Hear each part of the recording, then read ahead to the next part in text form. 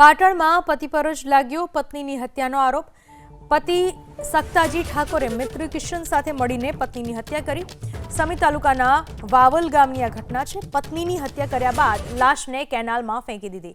સક્તાજી ઠાકોરના અનૈતિક સંબંધની જાણ પત્નીને થઈ ગઈ હતી અને અનૈતિક સંબંધને લઈને ઘરમાં વારંવાર કંકાસ થતો હતો, જેથી કરીને પતિએ જ કરી પત્નીની હત્યા। આ વિશે વધુ માહિતી આપવા આપણી સાથે ફોન લાઈન પર જોડાઈ ચૂક્યા છે મારા સંવાદદાતા એઝાઝ મંસૂરી। એઝાઝ, આખી ઘટનાને કઈ રીતે અંજામ આપવામાં આવ્યો અને શું કાર્યવાહી કરવામાં આવી રહી છે હત્યારા પતિ સામે?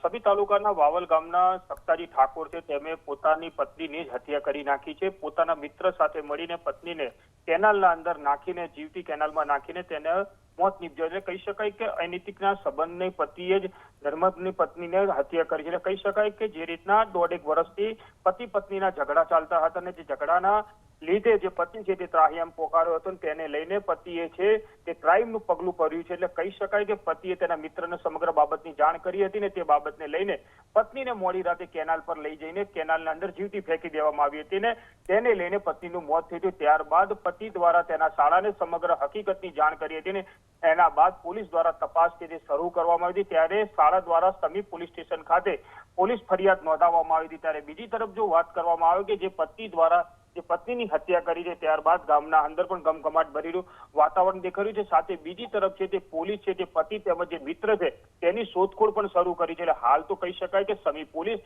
તેમજ રાધનપુર ડીવાયએસપીની ટીમ છે તે આ પતિ છે તે આરોપી છે તેની શોધખોળ શરૂ કરી છે। પરંતુ કહી શકાય કે એક બાજુ શાળા દ્વારા પોલીસ ફરિયાદ પણ આપી દેવામાં આવી છે, સાથે બીજી તરફ છે તે પોલીસ છે તે આ પતિને છે ગોતી રહે છે। એટલે કહી શકાય કે આડા સંબંધને લઈને આ હત્યા થઈ હોય તેવું હાલ તો સામે આવ્યું છે। જી, આભાર આપનો તમામ માહિતી બદલ।